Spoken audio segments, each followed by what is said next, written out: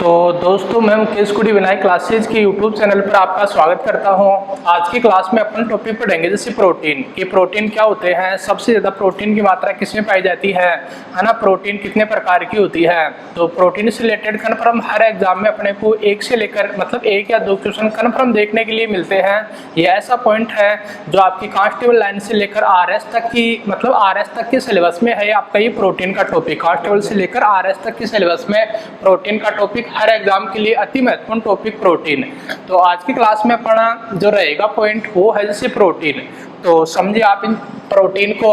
पहली चीज है जैसे प्रोटीन जो मतलब प्रोटीन जो है, इस प्रोटीन की जो खोज है वो किसके द्वारा की गई थी। तो प्रोटीन की जो खोज है ये की गई थी जैसे मुल्डर नामक वैज्ञानिक के द्वारा। तो पहला तो है कि जैसे प्रोटीन के खोजकर्ता कौन है, तो मुल्डर है। दूसरा है जैसे कि प्रोटीन जो शब्द है, तो प्रोटीन शब्द किसके द्वारा दिया गया है ना, तो प्रोटीन शब्द दिया गया था से किसके द्वारा, बर्जीलियस के द्वारा है ना। और 1938 में प्रोटीन शब्द दिया था से किसने, बर्जीलियस ने, पहली बात है ना। अब जैसे बर्जीलियस ने एक सिद्धांत और दिया था, उस सिद्धांत को अपन क्या बोलते हैं, जैसे जैव शक्ति सिद्धांत कहते हैं है ना। बर्जीलियस को अपन जैसे एक मतलब बर्जीलियस ने एक सिद्धांत और दिया था जिसको अपन जैव शक्ति सिद्धांत कहते हैं। जैव शक्ति सिद्धांत को अपन दोस्तों इंग्लिश में क्या बोलते हैं, जैसे बायोवाइटल थ्योरी कहते हैं है ना, बायोवाइटल थ्योरी कहते हैं। अब ये जैव शक्ति सिद्धांत क्या है ना, कि आप जानते हैं जैसे कार्बनिक पदार्थ जो होते हैं, कार्बनिक पदार्थ किसमें बढ़ते हैं, तो सजीवों के शरीर में बढ़ते हैं कार्बनिक पदार्थ ना। कार्बनिक पदार्थ मतलब जैसे सजीवों के शरीर में बढ़ते हैं कार्बनिक पदार्थ, यानी कि जंतु एवं पादपों में क्या पाए जाते हैं, आपके कार्बनिक पदार्थ पाए जाते हैं। कि कार्बनिक पदार्थों का निर्माण सजीवों के शरीर में होता है। ये बात कहता है कौन, जैव शक्ति सिद्धांत है।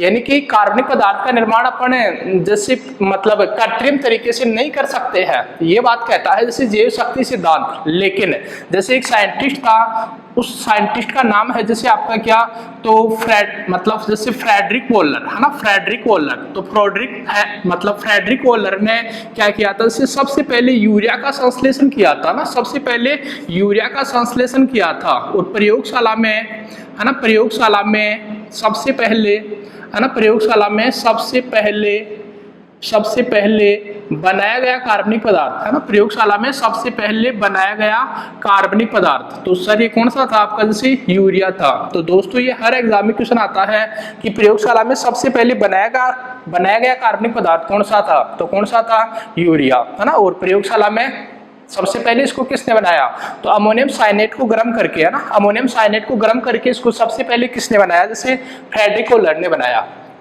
है ना। ये है तो जैव शक्ति सिद्धांत दिया था बर्जीलियस ने। जैव शक्ति सिद्धांत में इन्होंने कौन सी बात कही थी कि कार्बनिक पदार्थों का निर्माण सजीवों में होता है ना, कार्बनिक पदार्थों का निर्माण सजीवों का मतलब जंतु एवं पादपों में होता है। लेकिन पहली बार इस कार्बनिक पदार्थ को प्रयोगशाला में बनाया था किसने, फ्रेडरिक वोल्लर ने। और प्रयोगशाला में जिस कार्बनिक पदार्थ को बनाया फ्रेडरिक वोल्लर ने, उसका क्या नाम था, यूरिया ना। ये चीज है। अब देखें आप जैसे आगे कि प्रोटीन के निर्माण में जैसे कौन कौन से तत्व भाग लेते हैं है ना, प्रोटीन के जैसे निर्माणकारी जो तत्व है वो कौन कौन से है, तो ये CHO है, मतलब CHO-ON मतलब कार्बन है, हाइड्रोजन है, ऑक्सीजन है, नाइट्रोजन है, फास्फोरस है, सल्फर है।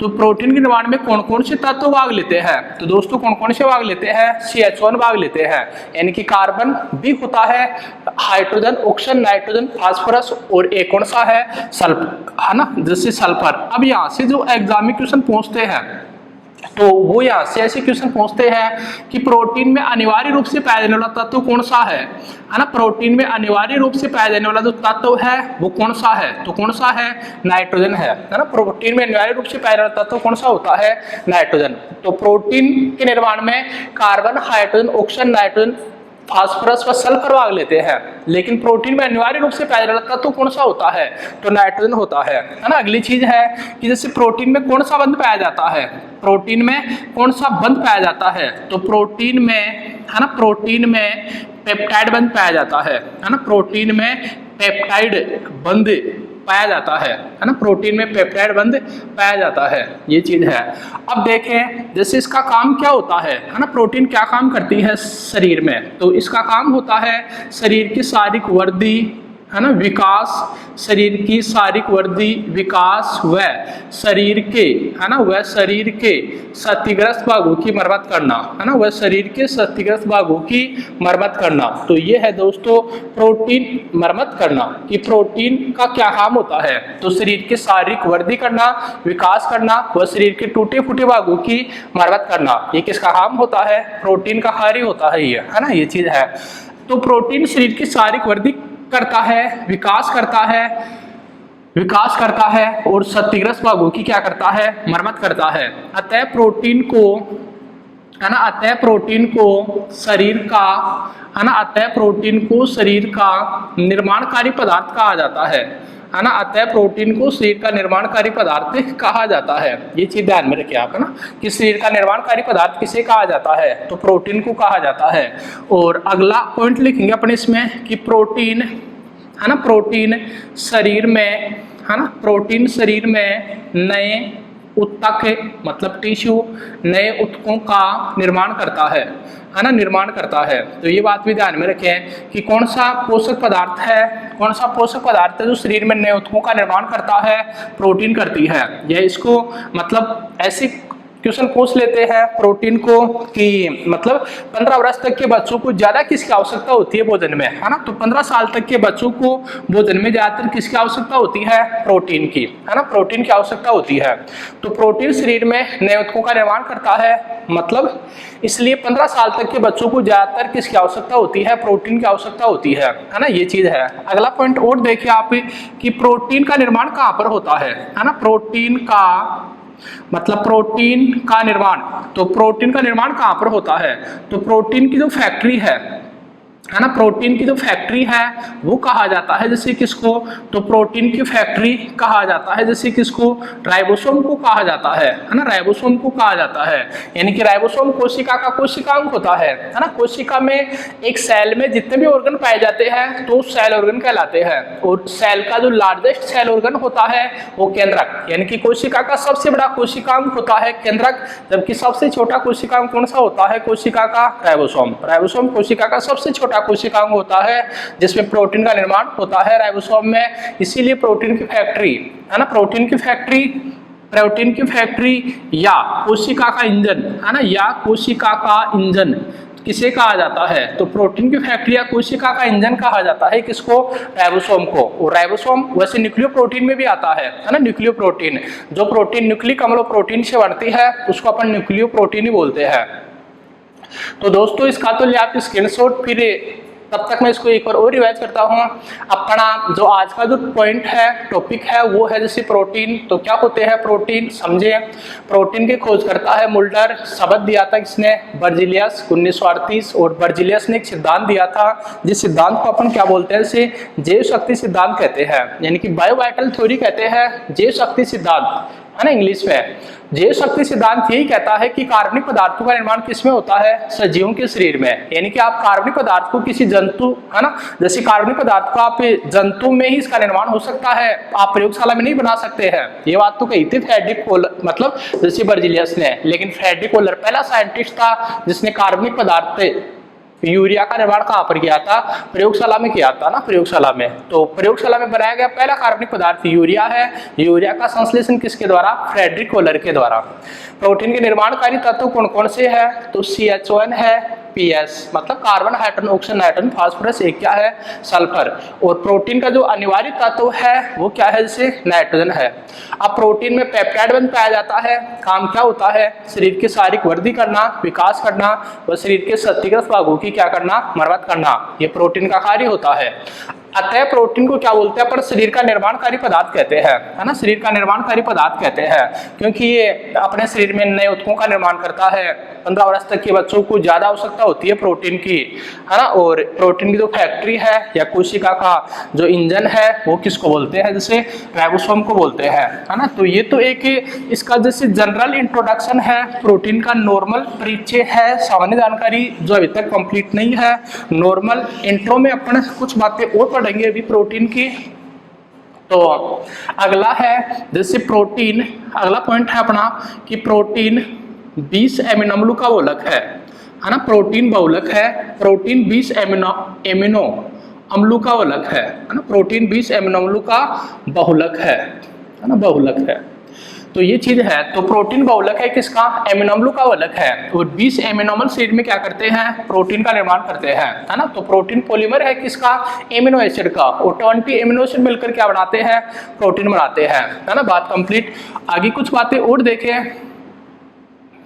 है ना। यहाँ तक। इसके बाद है जैसे कि प्रोटीन की जो सोर्स है, प्रोटीन की जो सर्वाधिक मात्रा है, इसकी जो प्राप्ति या जो स्रोत है, तो प्रोटीन की सर्वाधिक प्राप्ति या इसका जो सोर्स क्या है, तो वो क्या है? जैसे सभी दालों में सबसे ज्यादा प्रोटीन पाई जाती है। और दालों में किस में पाई जाती है? जैसे सोयाबीन में सबसे ज्यादा प्रोटीन पाई जाती है। और सोयाबीन में जैसे सोयाबीन में जैसे कितने प्रतिशत प्रोटीन पाई जाती है? तो 43%। तो सभी जो दालें हैं, सभी दालें प्रोटीन का स्रोत है, लेकिन सभी दालों में प्रोटीन की सबसे ज्यादा मात्रा किसमें पाई जाती है? दालों में। किसमें? सोयाबीन में। वास्तविक नाम क्या है इसका? ग्लाइसिन मैक्स है ना। सोयाबीन का वैज्ञानिक नाम है जैसे ग्लाइसिन मैक्स। और इसमें कितनी प्रोटीन पाई जाती है? 43% प्रोटीन पाई जाती है। यहाँ तक की बात हो गई। अब आपने अनाजों का तो पढ़ लिया कि सीरियल्स में तो प्रोटीन किसमें पाई जाती है? सोयाबीन में, है ना। जैसे कुछ प्रोटीन, जैसे कुछ शैवालें भी होती है, जैसे शैवाल है ना। जैसे मतलब कुछ शैवालों में प्रोटीन की मात्रा सबसे ज्यादा पाई जाती है। जैसे एक तो कौन सी शैवाल है? क्लोरेला शैवाल है। और दूसरी कौन सी है? जैसे स्पाइरुलिना, है ना। दूसरी शैवाल कौन सी है?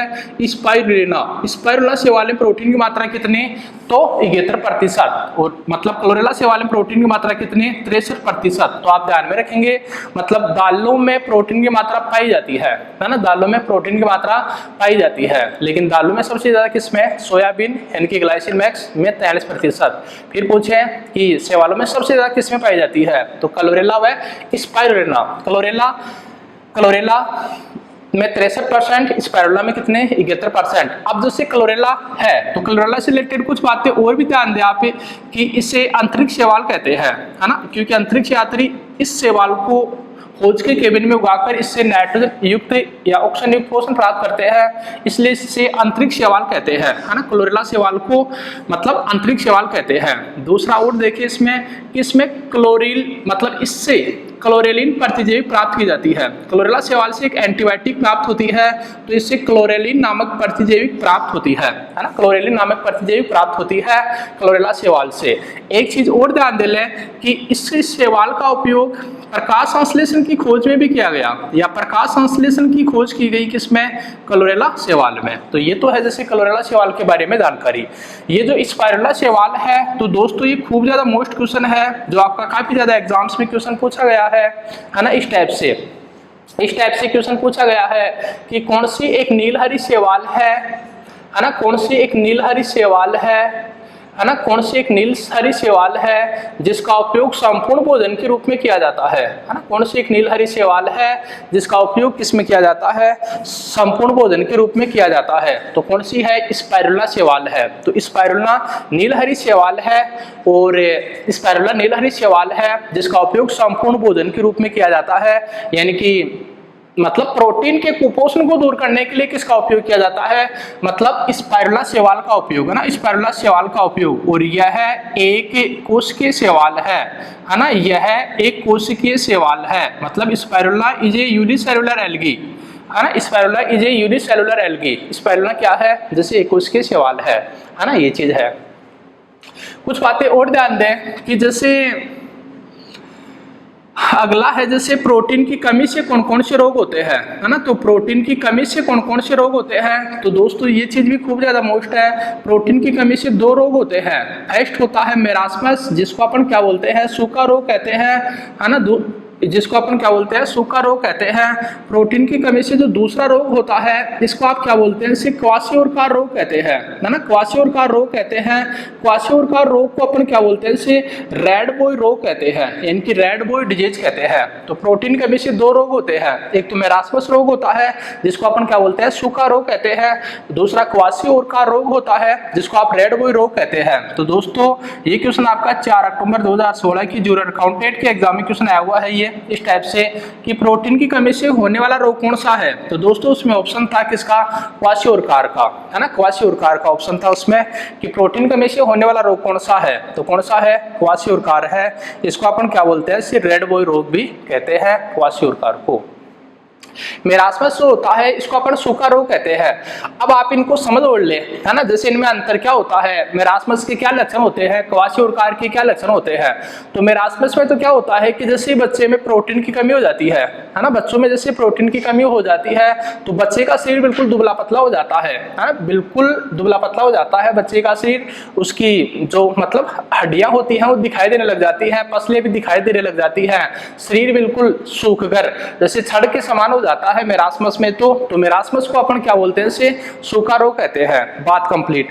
क्वाशियोरकार रोग में जैसे शरीर दुबला पतला नहीं होता है ना, शरीर जैसे छड़ के समान नहीं होता है, लेकिन मतलब क्वाशियोरकार रोग से ग्रसित जो शिशु होता है उसमें अबनॉर्मल ओबेसिटी होती है, उसमें असामान्य मोटापा आ जाता है, और असामान्य मोटापा आ जाता है, लेकिन जो बच्चा होता है उसमें एनर्जी की कमी होती है ना, एनर्जी की कमी होती है क्वाशियोरकार रोग में। और बच्चे में बिल्कुल उसका शरीर दुबला पतला तो नहीं होता है, लेकिन बच्चे में क्या होती है, अबनॉर्मल ओबेसिटी, मतलब असामान्य मोटापा आ जाता है क्वाशियोरकार में, है ना। और मेरास्मस में शरीर जो होता है वो क्या हो जाता है, छड़ के समान हो जाता है सूखकर, इसलिए मेरास्मस को क्या बोलते हैं अपन, सूखा रोग, है ना। तो दोस्तों इसका तो ले आप स्क्रीनशॉट, तब तक मैं इसको एक बार और रिवाइज कर देता हूँ। जैसे प्रोटीन बहुलक है अमीनो अम्लों का, 20 प्रकार के एमिनो अम्ल मिलकर क्या करते हैं, प्रोटीन का निर्माण करते हैं। फिर पढ़ा आपने प्रोटीन का सोर्स क्या है, तो प्रोटीन की सर्वाधिक मात्रा किसमें पाई जाती है, सोयाबीन में पाई जाती है ना, ग्लाइसिन मैक्स इसमें 43%। शैवालों में भी सबसे ज्यादा प्रोटीन पाई जाती है किसमें, क्लोरेला व स्पाइरुलिना। क्लोरेला क्या है, तो ये शैवाल है जिसमें 63% होती है प्रोटीन की मात्रा, इसको अपन अंतरिक्ष शैवाल भी कहते हैं। क्लोरेलिन प्रतिजैविक प्राप्त होती है किससे, क्लोरेला शैवाल से। और जो फोटोसिंथेसिस है, तो प्रकाश संश्लेषण की खोज भी की गई थी, है ना, जैसे मतलब इसी शैवाल में, क्लोरेला शैवाल में, जानते हैं ना C3 चक्कर। और फिर ये है जैसे स्पाइरुला शैवाल, तो ये एकोष्ठीय शैवाल है। इस शैवाल का उपयोग संपूर्ण भोजन के रूप में किया जाता है स्पाइरुला शैवाल का, और प्रोटीन के कुपोषण को दूर करने के लिए, है ना, बच्चों में प्रोटीन के कुपोषण को दूर करने के लिए इन्हीं शैवालों का उपयोग किया जाता है। क्लोरेला को अंतरिक्ष शैवाल, प्रकाश संश्लेषण की खोज, कमी से रोग होता है, प्रोटीन कमी से रोग मेरास्मस होता है, सूखा रोग होता है, और मेरास्मस को सूखा रोग बोलते हैं। और क्वाशियोरकार रोग को अपन क्या बोलते हैं, इसे रेड बॉय रोग कहते हैं, है ना, ये चीज है।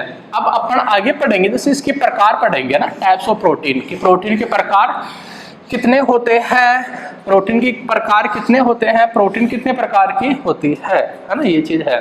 तो अगला पॉइंट जो है अपना, तो वो रहने वाला है जैसे प्रकार, मतलब प्रोटीन के प्रकार में आप पहला लिखेंगे सरल प्रोटीन, है ना। जैसे प्रोटीन के प्रकार में पहला देखते हैं अपन सरल प्रोटीन। तो पहली चीज तो आप यही ध्यान दें कि जैसे सरल प्रोटीन आप बोलेंगे किसको, है ना, सरल प्रोटीन बोलेंगे किसको, तो सरल प्रोटीन को इंग्लिश में तो क्या बोल देते हैं आप, जैसे सिंपल प्रोटीन कह देते हैं। अभी सिंपल प्रोटीन है क्या, तो वे प्रोटीन जो, है ना, वे प्रोटीन जो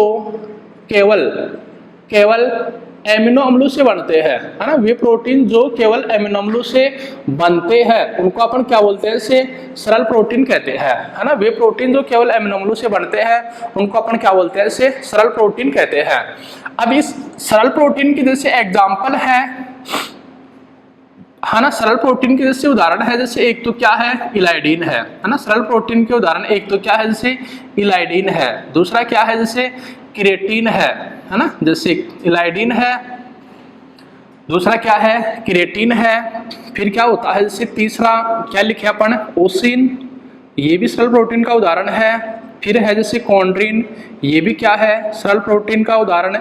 पांचवा क्या लिखा अपन ने, जैसे एक्टिनोमाइसिन लिखा, एक्टिनोमाइसिन भी क्या है, जैसे सरल प्रोटीन के उदाहरण है ना, एक्टिनोमाइसिन भी क्या है, जैसे सरल प्रोटीन के उदाहरण है ना, एक्टिनोमाइसिन। बात कंप्लीट यहाँ तक, कुछ और देख लें। एक है जैसे एल्ब्यूमिन प्रोटीन, तो एल्ब्यूमिन प्रोटीन जो होती है ना, ये भी सरल प्रोटीन का उदाहरण है। 7वें नंबर का जो है, तो इलाइडीन है, क्रिएटिन है, ओसिन है, कॉन्ड्रिन है, एक्टिनोमाइसिन है, एल्ब्यूमिन है।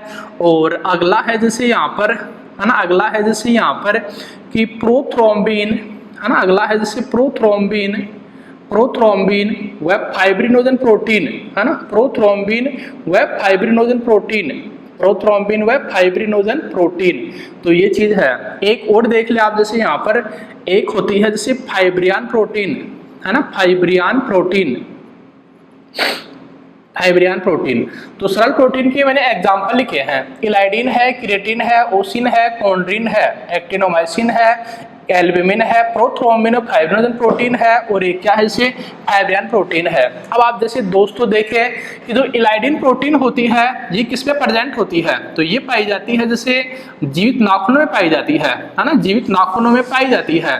तो जीवित नाखूनों में पाई जाती है इलाइडिन प्रोटीन, और यही कारण है कि यदि जीवित नाखून का थोड़ा सा भी हिस्सा कट जाता है तो अपने ब्लीडिंग होने लग जाती है ना। तो जीवित नाखून में जो पाई जाने वाली जो प्रोटीन है तो वो कौन सी होती है, जैसे इलाइडिन प्रोटीन है। कंप्लीट बात। फिर ऐसे मर्द नाखून, है ना, मर्द नाखून, नाखून है, इसके अलावा से सींग है, खुर है, वह जो बाल है ना, बालों में कौन सी प्रोटीन पाई जाती है, क्रिएटिन प्रोटीन। तो क्रिएटिन प्रोटीन जो है मर्द नाखून है, सींग है, बाल है, तो इनमें पाई जाती है जैसे क्रिएटिन प्रोटीन। इसके अलावा जैसे पक्षियों के, है ना, जैसे पक्षियों के पंख है, इसके अलावा पक्षियों की जैसे चोंच है, इसके अलावा जैसे पक्षियों के क्या है, पंजे है। तो पक्षियों के पंख है, चोंच है, पंजे है, किसके बने होते हैं, जैसे मतलब क्रिएटिन प्रोटीन के बने होते हैं, है ना, क्रिएटिन प्रोटीन के बने होते हैं। और जो भेड़ की ऊन होती है ना, ये क्वेश्चन आया हुआ है एग्जाम में कि भेड़ की ऊन में उपस्थित प्रोटीन कौन सी है, तो भेड़ की ऊन में उपस्थित प्रोटीन कौन सी है, अल्फा क्रिएटिन। अल्फा क्रिएटिन एक प्रोटीन है, अल्फा क्रिएटिन एक प्रोटीन है जो भेड़ की ऊन में पाई जाती है ना, एग्जाम में क्वेश्चन पूछा हुआ है। ओसिन है, तो ओसिन प्रोटीन जो होती है ये दोस्तों किसमें, हड्डियों में पाई जाती है ना, हड्डियों में पाई जाती है ओसिन प्रोटीन। और जो कॉन्ड्रिन प्रोटीन होती है ये दोस्तों किसमें, तो मांसपेशी, कॉन्ड्रिन प्रोटीन जो होती है ये उपास्थि में पाई जाती है, ओसिन हड्डियों में, और कॉन्ड्रिन जो होती है ये उपास्थि में पाई जाती है।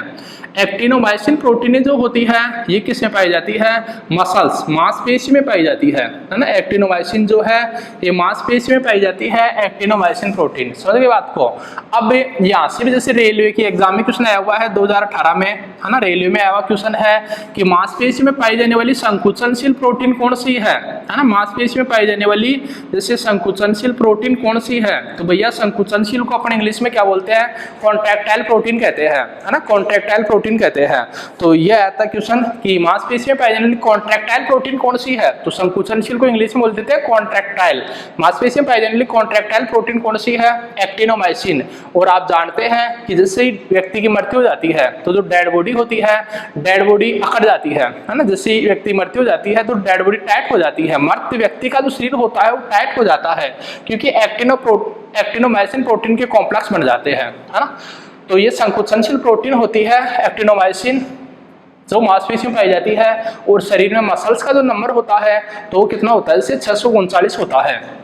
ये भी आपका 2015 की जैसे जूनियर अकाउंटेंट के पेपर में क्वेश्चन आया हुआ है इस टाइप से। एल्ब्यूमिन जो होती है तो ये किस में पाई जाती है, अंडे की बाहरी सफेदी में, है ना। अंडे की बाहरी जो सफेदी होती है, अंडे की बाहरी सफेदी में या अंडे की जर्दी में पाई जाने वाली जो प्रोटीन होती है वो कौन सी है, जैसे एल्ब्यूमिन। हाँ, अंडे की बाहरी सफेदी में जो पाई जाने वाली प्रोटीन है वो होती है जैसे एल्ब्यूमिन। फिर ऐसे प्रोथ्रोम्बिन व फाइब्रिनोजन प्रोटीन, तो ये जो प्रोटीनें होती हैं ये किसमें पाई जाती है, मानव रक्त में पाई जाती है। सर ये काम क्या करती है, तो ये भैया क्या काम करती है, ये रक्त का थक्का बनाती है। सर बनती कहाँ पर है, तो ये यकृत बनती है ना। जैसे फाइब्रिनोजन और जो प्रोथ्रोम्बिन प्रोटीन होती है ये बनती कहाँ है, तो बनती कहाँ है, ये जैसे यकृत में बनती है ना, यकृत में बनती है। बनाता कौन सा विटामिन है, तो विटामिन के बनाता है। काम क्या करती है, तो रक्त का थक्का बढ़ाती है ना, रक्त का थक्का बढ़ाती है। तो दोस्तों प्रोथ्रोम्बिन प्रोटीन व फाइब्रिनोजन प्रोटीन रक्त में पाई जाती है, रक्त का थक्का बनाती है और यकृत में बनती है। ये कौन बनाता है, इनको विटामिन के बनाता है, जैसे प्रोथ्रोम्बिन प्रोटीन व फाइब्रिनोजन प्रोटीन को, है ना, ये चीज है। अगला और देखें कि जैसे फाइब्रियान प्रोटीन है ना, फाइब्रियान प्रोटीन है तो फाइब्रियान प्रोटीन किसमें पाई जाती है ना, रेशम के धागों में, है ना, रेशम के धागों में पाई जाती है इससे फाइब्रियान प्रोटीन। समझ गए आपको। फाइब्रिन प्रोटीन जो होती है ये रेशम के धागों में पाई जाती है। आपको कंफ्यूज नहीं होना है सर फाइब्रिनोजन अलग होती है ना, फाइब्रिनोजन अलग होती है जो किस में पाई जाती है, मानव ब्लड में पाई जाती है। फाइब्रिन अलग प्रोटीन है जो रेशम के धागों में पाई जाती है। ये भी आपका जैसे 2014 की एलडीसी का क्वेश्चन है, हाँ 2014 की एलडीसी का क्वेश्चन है कि रेशम के धागों में पाई जाने प्रोटीन कौन सी है, तो ये कौन सी है, फाइब्रिन। तो हाँ तो इसका तो दोस्तों आप जैसे स्क्रीनशॉट ले और इसको तब तक मैं एक बार और रिवाइज कर देता हूँ। जैसे इलाइडिन प्रोटीन जो होती है ये जीवित नाखून में पाई जाती है। केराटिन जो है ये मर्द नाखून है, सींग है, खुर है, बालों में पाई जाती है। इसके अलावा जैसे पक्षियों के पंख है, चोंच है, पंजे है, ये भी केराटिन प्रोटीन के बने होते हैं। भेड़ की जो ऊन होती है तो भेड़ की ऊन में भी केराटिन प्रोटीन पाई जाती है। ये एग्जाम में क्वेश्चन आया हुआ है कि अल्फा केराटिन एक प्रोटीन है जो किसमें उपस्थित होती है, तो भेड़ की ऊन में उपस्थित होती है अल्फा केराटिन प्रोटीन, है ना। ओसिन प्रोटीन जो होती है हड्डियों में पाई जाती है। कॉन्ड्रिट प्रोटीन जो होती है उपास्थि में पाई जाती है। एक्टिनोमाइसिन जो प्रोटीन होती है ये किसमें पाई जाती है, मांसपेशियों में पाई जाती है एक्टिनोमाइसिन प्रोटीन। रेलवे 2018 का क्वेश्चन है ये इस टाइप से कि मांसपेशियों में कौन कौन सी कॉन्ट्रैक्टाइल प्रोटीन पाई जाती है, तो मांसपेशियों में पाई जाने वाली कॉन्ट्रैक्टाइल प्रोटीन कौन सी है, एक्टिनोमाइसिन है। एल्ब्यूमिन प्रोटीन जो होती है ये किसमें पाई जाती है, तो अंडे की बाहरी सफेदे में। ये भी आपका एग्जाम में क्वेश्चन पूछा गया है। प्रोथ्रोम्बिन प्रोटीन और फाइब्रिनोजन प्रोटीन ये किसमें पाई जाती है, रक्त में, है ना, और रक्त में पाई जाती है। जैसे आप बोलते हैं ना रक्त का द्रव भाग जिसको अपन प्लाज्मा बोलते हैं, तो उस प्लाज्मा में पाई जाती है ये प्रोटीन, है ना। रक्त के द्रव भाग प्लाज्मा में पाई जाती है। ये दोनों प्रोटीन जो रक्त का थक्का बढ़ाती है। विटामिन के इन दोनों प्रोटीन का निर्माण करता है और इनका फॉर्मेशन जो होता है वो लीवर में होता है ना, जिसको आप जिगर है, कलेजा है बोलते हैं।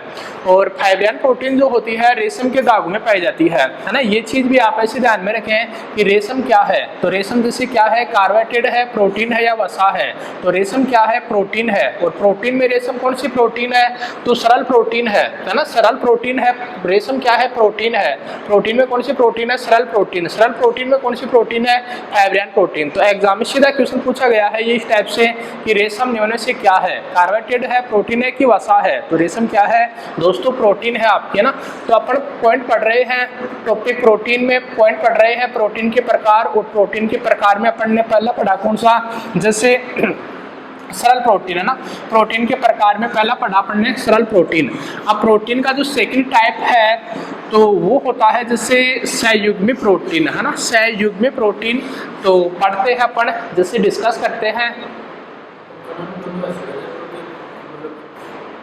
या तो एक कर दो, दूसरों बना दीजिए, कनक बंद कर एक में क्या कर दो, अब पढ़ाया जाए तो कर दो। हाँ ये तो वीडियो को बना दो। हाँ तो सेकंड पार्ट बना दीजिए, तो लास्ट को इंट्रोडक्शन बोल दो। तो अब है ना क्या बोल दें भाई, ठीक है आज के लिए।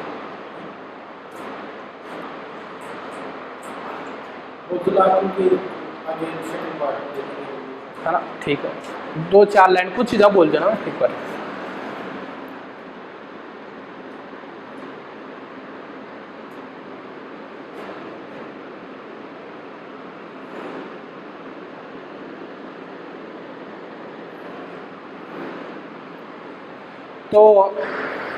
तो दोस्तों जैसे सेकंड प्रकार है जैसे प्रोटीन का सहयोगी प्रोटीन। सहयोगी प्रोटीन को अपन क्या बोलते हैं, इसे कॉन्जुगेटेड प्रोटीन बोलते हैं। अब कॉन्जुगेटेड प्रोटीन बोलेंगे किसको, तो वे प्रोटीन जिनके निर्माण में, है ना, वे प्रोटीन जिनके निर्माण में, है ना, जिनके निर्माण में एमिनो अम्लों के साथ साथ, है ना, एमिनो अम्लों के साथ साथ प्रोस्थेटिक समूह भी भाग लेते हैं, है ना, प्रोस्थेटिक समूह भी भाग लेते हैं। वे प्रोटीन जिनके निर्माण में एमिनो अम्लों के साथ साथ प्रोस्थेटिक समूह भी भाग लेते हैं, है ना, भाग लेते हैं, क्या कहलाती है, तो सहयोगी प्रोटीन कहलाती है ना। सहयोगी प्रोटीन जिसके निर्माण में एमिनो अम्लों के साथ साथ अन्य प्रोस्थेटिक समूह भी भाग लेते हैं, उसको अपन क्या बोलते हैं, इसे सहयोगी प्रोटीन बोलते हैं। अब जैसे दोस्तों इसमें सहयोगी प्रोटीन में एक तो आती है आपकी जैसे न्यूक्लियो प्रोटीन, है ना। सहयोगी प्रोटीन में एक तो आती है जैसे क्या, न्यूक्लियो प्रोटीन आती है ना, न्यूक्लियो प्रोटीन आती है।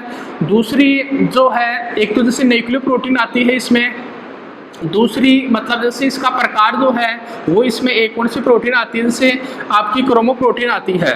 तीसरी जैसे इसमें है तो एक आती है जैसे इसमें कौन सी ग्लाइकोप्रोटीन आती है ना, ग्लाइकोप्रोटीन आती है। एक इसमें क्या आती है जैसे फास्फोप्रोटीन आती है ना। एक इसमें क्या आती है जैसे फास्फोप्रोटीन आती है ना, फास्फोप्रोटीन आती है। एक इसमें कौन सी प्रोटीन आती है तो मेटेलोप्रोटीन है ना, मेटेलोप्रोटीन, मेटेलोप्रोटीन। तो सहयोगी प्रोटीन वे प्रोटीन जिसके निर्माण में एमिनो के साथ साथ अन्य प्रोस्थेटिक समूह भाग लेते हैं उसको अपन सहयोगी प्रोटीन यानी कि कॉन्जुगेटेड प्रोटीन कहते हैं। इसके प्रकार है जैसे न्यूक्लियोप्रोटीन है, क्रोमोप्रोटीन है, ग्लाइकोप्रोटीन है, फास्फोप्रोटीन है, एक कौन सी है जैसे मेटेलोप्रोटीन है ना, मेटेलोप्रोटीन है। तो दोस्तों आज की क्लास को तो अपन इतना ही रखते हैं इसमें। अब इसका जो प्रोटीन का ये तो था जैसे पार्ट 1, और सेकंड पार्ट जो है तो सेकंड पार्ट और आएगा जैसे इसका, जिसको अपन सेकंड पार्ट में पढ़ेंगे अपन कि न्यूक्लियोप्रोटीन जैसे किसे पाई जाती है। तो जानकारी के लिए तो मैं बता दूं आपको आज ही कि जैसे न्यूक्लियोप्रोटीन तो किसे पाई जाती है, ये जैसे आपके गुणसूत्र होते हैं, गुणसूत्र न्यूक्लिक अम्ल प्रोटीन के बने होते हैं तो गुणसूत्र न्यूक्लियोप्रोटीन होते हैं। राइबोसोम पे क्या होता है न्यूक्लियोप्रोटीन होता है। क्रोमोप्रोटीन तो जो प्रोटीन रंग देती है उसको अपन क्रोमोप्रोटीन बोलते हैं। इसमें जैसे आपकी एक तो क्या आती है हीमोग्लोबिन आती है, इसके अलावा जैसे क्या आता है हीमोग्लोबिन आता है, हीमोसाइनिन आता है, क्लोरोफिल आता है ना, साइटोक्रोम आता, हाँ साइटोक्रोम आता है। एक क्या होता है जैसे ग्लाइकोप्रोटीन है तो एंटीजन एंटीबॉडी बने होते हैं ग्लाइकोप्रोटीन के। फास्फोप्रोटीन में आपकी जैसे केसिन आती है जो दूध में पाई जाती है, दूध को सफेद रंग देती है फास्फोप्रोटीन, तो केसिन फास्फोप्रोटीन का उदाहरण होती है। मेटेलोप्रोटीन तो मेटेलोप्रोटीन में जैसे साइटोक्रोम ऑक्सीडेज आता है, कार्बनिक एनहाइड्रेज आता है ना, साइटोक्रोम ऑक्सीडेज आता है, कार्बनिक एनहाइड्रेज आता है। एक कौन सा एंजाइम आता है नाइट्रोजनेज एंजाइम आता है जो हेटेरोसिस्ट कोशिका में पाया जाता है ना। तो अपन जैसे मतलब अगली क्लास में पढ़ेंगे जैसे इससे आगे, एक तो सहयोगी प्रोटीन और एक कौन सा है युग्मन प्रोटीन। तो आज के लिए इतना ही, धन्यवाद।